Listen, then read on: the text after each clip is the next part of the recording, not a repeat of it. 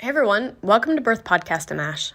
Today I'm bringing you Mookie the Magnificent. Now she's been on Birthcast with us before. She is a mother, a writer, an activist, a survivor. And over a year ago, she started an online community to not only educate people about Black history, but to have real, honest conversations about racial injustice.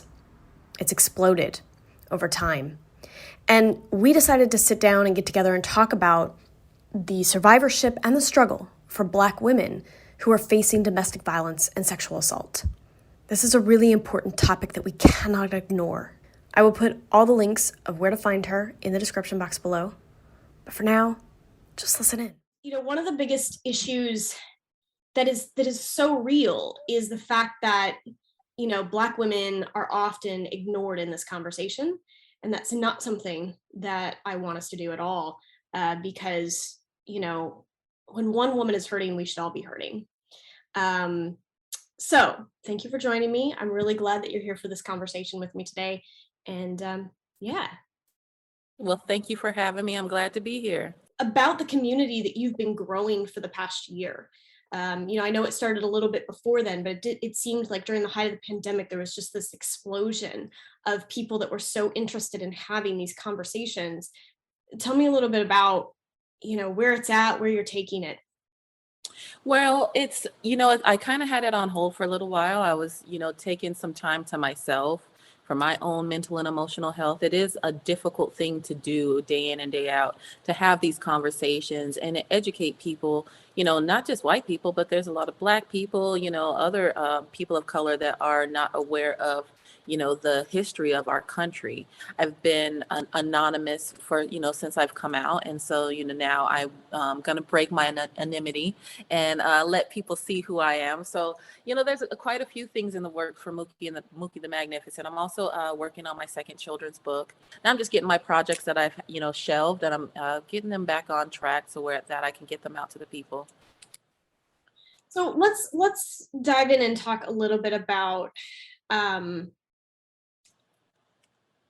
the R. Kelly situation. You know, he will spend time in jail, but it's taken a very long time to get this verdict, and it doesn't really cover the damage in any way.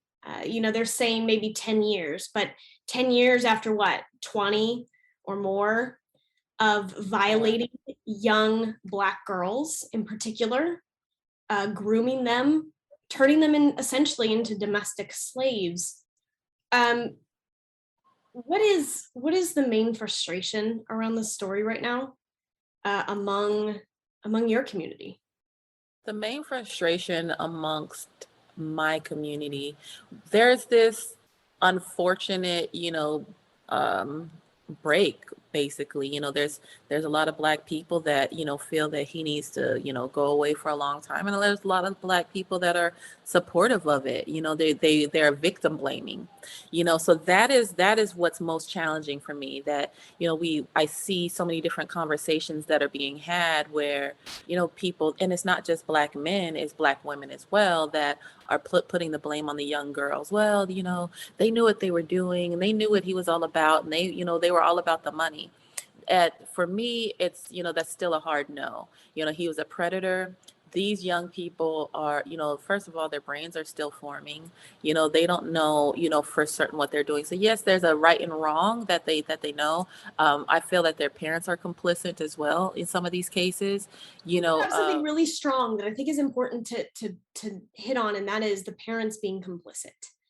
I mean, it's just, for me, it's calling it out for what it is, right? He had himself sex slaves that he groomed, and that he gaslighted, and that he manipulated, and he manipulated the parents too.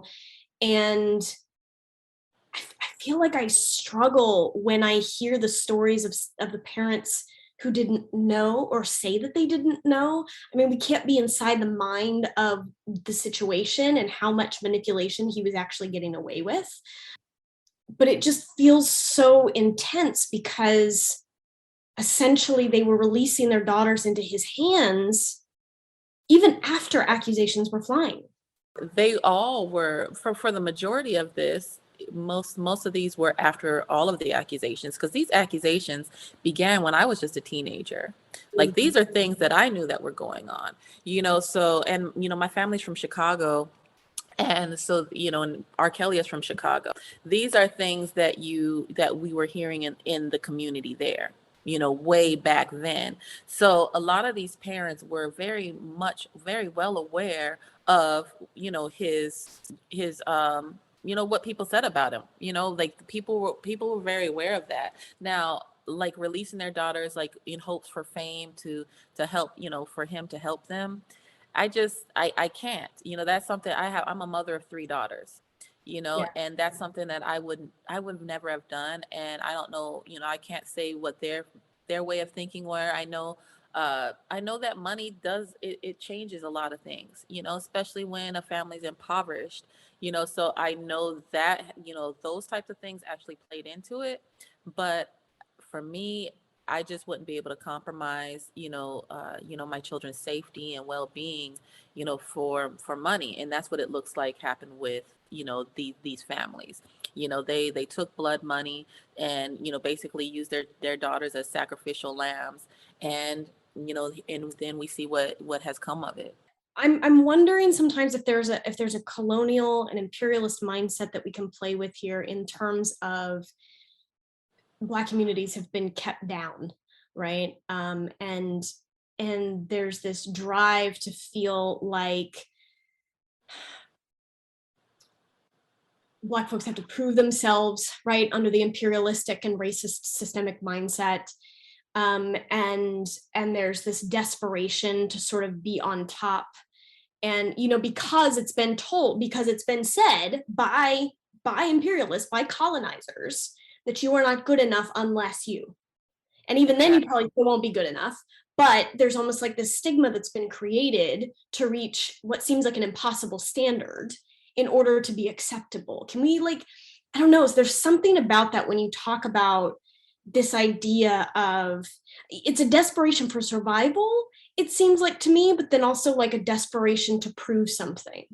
Absolutely. Definitely a desperation for survival, but I feel like also more so a desperation to live up to an unrealistic standard, basically what you said, and also the keeping up with the Joneses. Let me, like, especially with this new wave of, social media stature, and people, keep trying to flex for the gram, things of that nature, like showing their, quote unquote wealth. All of that plays into it. And our community, I mean, if you think about it, even if you're in the Black community and you don't live in, what would be considered, a impoverished area, you're not a low income family, there still is that mindset that is just deeply rooted, that, definitely came from, enslavement. It came from, I've been reading this book, Post Traumatic Slave Disorder, and I really feel that it has so much to do with how all Black people interact with each other, and how we move in this world. So there's so many different things that have been passed down generationally, I'm sorry, that cause, different harms in our community. So this, for instance, like, people protecting R. Kelly, that's something that has been an ongoing theme in the Black community, since I can remember. Like, we always talk about our elders and how our parents stayed together for so long, and the grandparents stayed together for so long, ignoring that Big Mama was getting her ass whooped, by your grandfather, ignoring that, hey, grandpa might have been an alcoholic, and he beat her often, or he sexually abused her. These are conversations that get kind of swept under the rug, or, hey, Uncle Tiny, touched me inappropriately, but we don't want him to have to go to jail. Segues so perfectly, so beautifully into this conversation around domestic violence. It's the conversations nobody wants to have Right. because there is the colonial mindset of how difficult it's been for Black communities on the whole, the idea of another one getting arrested, another one going to jail, another one ending up in the system that will abuse them further once they're in the system, and so forth, right? Which are all things that need to change. Exactly. Simultaneously, then it keeps the communities, the tribes, if you will, from reporting or from really breaking down the hard conversation about the actual violence that's happening within that unit. Black women get left behind the most. So We let's talk more about that. we Black women often, suffer in silence. They, like I said, there's a tend to feel the need to protect the family, as a Black woman. So you have and it, regardless if it's your family or just a family on the community, there is this sense that you need to protect that, to protect the community.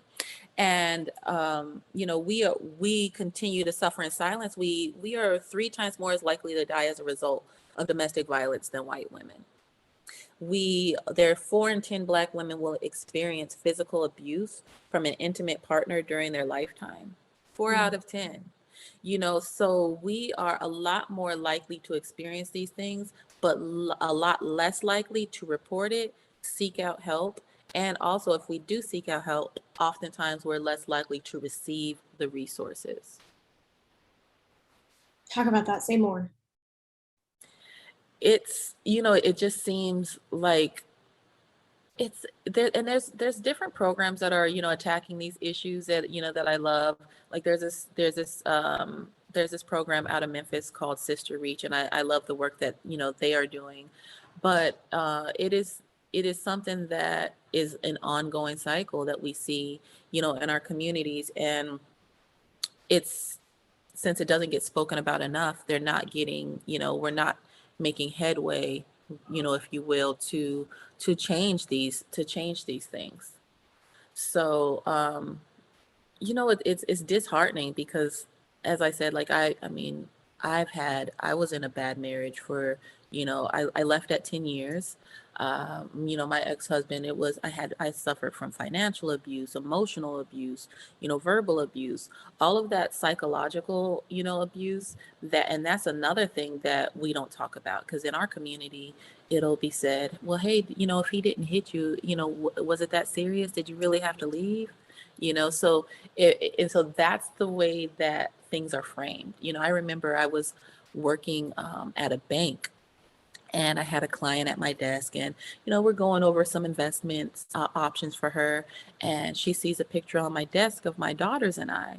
And she's like, "Oh, are those your daughters?" And she's a Black woman. I say, "Yeah, they're my daughters." And I tell her that, tell her their ages, and I'm just, bragging about my babies. And then she says, "Oh, you're not married?" And I was like, "Well, no, ma'am, I'm divorced." She's like, "Oh, why? I hate to hear that." I said, "Don't be. Don't be. It's okay. You shouldn't have to hate to hear that." She's like, "Well, I don't want to pry." And I'm thinking, yes, you do, but uh, yes, you do. And so she's like, "But, why would you leave?" And so, I'm very matter of factly, since you want to ask a hard question, I'm going to give you, the real answer. So, Right. I explained to her the abuse that I suffered for 10 years. My ex-husband was in the Air Force, and he treated his family like we were all his troops. He was very controlling. I couldn't go anywhere. I really couldn't have any friends. So I was in this controlling situation, and I didn't really realize it. Like until I started like putting things together. I'm like, hold on, I don't think this is normal. And so when I had those realizations, that's when I, made the choice to leave. I got into therapy, and, my therapist also helped me uncover some of the things that I was going through. And she, she let me know, she's like, "Hey, you know what? You are married to a narcissist." And I'm like, "A narcissist? What's that?" I'm in my 20s, so I didn't really, have any idea of, the magnitude of the situation that I was in. But everything that she said and that she taught me, was very valid to what I was experiencing. So, like I said, with, that lady at the bank, I told her exactly what I had experienced, and she gave me what a lot of, older Black people will say, "Well, he didn't hit you now, did he?" Yeah. And that is the most again, it's just disheartening and a hurtful thing. So you're lessening what I've experienced because you don't see a bruise or a scar. You bring up something so vital in this conversation for me, that breaks my fucking heart, and that is the fact that we've created a stigma that basically says you are not abused unless it's physical, or that abuse isn't real if it's not physical, or that abuse is only it's not that bad if it's not physical. So the Exactly. idea of being mentally abused and verbally abused, I had a conversation with a man not long ago. We were having a larger conversation about sort of patriarchal themes and sort of domestic violence in general, and this particular abuser that was referred to had experienced child abuse themselves, but it was very much psychological abuse. Now that doesn't justify the current abuse that this person was inflicting, Apart. Hmm. but it's looking at the general culture. And this man said to me, well, he was only psychologically abused. And I said, drop the only, Absolutely. Drop the only. drop the only. And because the problem is that, eventually your physical scars can go away. Not to say that they're any better. It's not a good thing to be physically abused, but the physical scars or the physical wounds can eventually go away.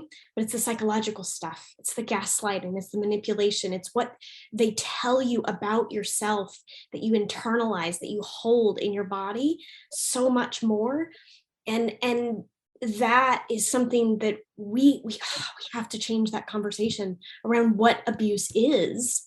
It's not just physical. It can be, but it's not just that. And Absolutely.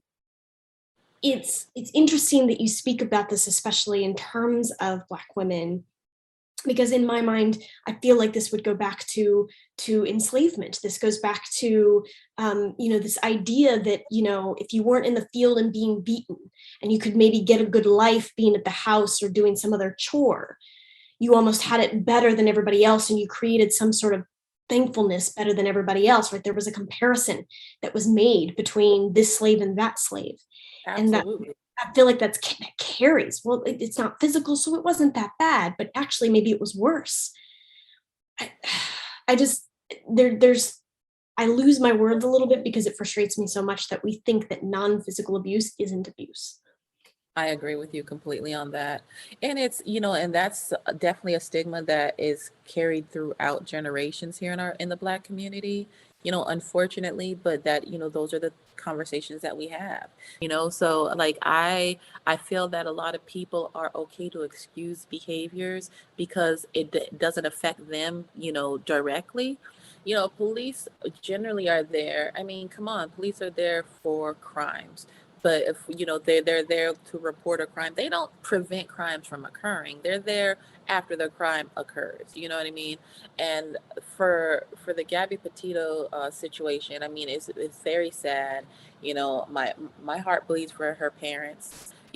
Because I mean, nobody deserves to lose their child. You do not want to get that type of news, nor do you want to learn, okay, if you lose your child, that they suffered, and then to hear that they suffered at the hands of someone that you trusted your child with, or that that your child loved. That is definitely a hard pill to swallow. So I can't even imagine what her parents are going through, her family are going through as they process this. But what I can say is that when that call went into the police, just like you said, nobody else was called, nobody else was brought in to assist but the police. And the police officers are not trained to handle those types of things. So when we hear defund the police and we're screaming defund the police, and we have so many people that are against it, oh, well, who are you going to call? And what about this? And what about that? They're not quite understanding the complexity of why we are saying that we need to defund the police. We And need it to put benefits us too. It benefits white people too. Yeah, it affects everybody. It's not just for Black people. Right. When we have mental health calls, they should not have police coming out or as as the primary. Maybe they should come out as, the support in case you might need them. But we need mental health professionals that actually come out and assess the situation and can and talk through and do whatever you need to do to, to diffuse situations. We would not have the same amount of, crimes that are committed and things of that nature if we actually defunded the police and put money in areas that would be helpful. Not police officers that, want to bang on their chests and scare, the woman who's already scared in this situation. So you're talking to her, very abruptly and disrespectfully, and they're not thinking that how they're communicating. They're not even thinking about how you're coming across. Even if you bring in a female officer, it still tends to not be as gentle as a domestic abuse victim needs. You need that person to come in and handle it with care. It's there needs to be someone who knows, who could have read body language. But again, then it goes speaking to the fact that how many domestic violence calls in Black communities go ignored because police are brought into the situation and then they leave the situation, and the perpetrator gets to do it again. The man gets to do it again. How many Black women are left behind every time they tried to call the police, maybe thinking there'd be some semblance of help, and there's just not, because there's no one to even really assess the situation with any sense of understanding of both the systemic problem as well as the localized problem or her problem that's happening in that moment. Agree. There's thousands. It's countless. Countless victims that go, without help because of it. When we're speaking about domestic violence in the Black community, you're not really seeing, a lot of Black women going to shelters or going to seek counseling and things of that nature. You're seeing more of it being addressed like within their circles. And if they have a good village to support them, then they're able to escape those situations. What are some solutions that you feel you really want to see? What are maybe a couple of really big solutions you feel would contribute well to helping not just shift the conversation, but shift the help and assistance that Black women can find to get the care that they need? What are some things that you think can help drive solution? I think that it's, important to continue to have these conversations to create safe places for Black women and, and all women to have these conversations. How difficult it is to leave, a challenging situation. So it's really about making resources available, for people and taking that stigma away. Like Black women, we are tasked with so many different things and on our shoulders, and you have to be strong, but then you also have to be soft. And we are so, just embattled with feeling that we need to be strong, where we don't reach out for help, where we feel like we should be able to handle it on our own. So making those resources available, creating those safe spaces, continue to talk about it, and also the inclusivity, like with, having a sisterhood, our white sisters should want to, be a part of that conversation as well, and they should want to see the resources that they have readily available in their communities, readily available in our communities as well. What was it for you that you finally just said, I feel like, I mean, you're probably shaken as you left, but what was the thing that sort of hit home? Because I'm sure it took time and therapy and people around you that kind of gave you that strength. But what do you feel, was there a final straw that broke the camel's back that you just said, okay, it's time to go? I got married very young. So that was one thing that I could say was, against me as far as knowledge, of knowing what, I deserved. I was only 18 when I got married. So knowing exactly, what I deserved and what I stood for and how to hold, my spouse accountable for, his behavior. I was learning as I go, right? So I didn't, and it wasn't that I didn't have, example, although my parents divorced, my parents didn't argue. There was never any craziness in our home. So I didn't know what to deal with when I didn't, or no, I'm sorry, I didn't know how to deal with it when it happened to me, right? So when, he's throwing things and breaking things, against the wall or yelling and screaming, cussing at me, that was just alarming. So I'm like, whoa, that's not the type of environment that I'm, accustomed to, so I tucked it away for a while, I was just like, okay, let me try to do things to make sure that I don't set that off. Like that is something that I definitely don't want to experience. But the straw that broke the camel's back, I believe, for me, is we were stationed in Belgium. We were in Belgium, and I had been wanting to be in Europe, so I was like so excited to be in Europe. I was loving the environment, the adventures that I was on, but I really would just sit there, like after my family would leave for the day. He'd go to work, take the girls to school, and I'd just sit in the dark and I'd cry, and I'm just sitting there weeping, and I'm like, what am I crying for?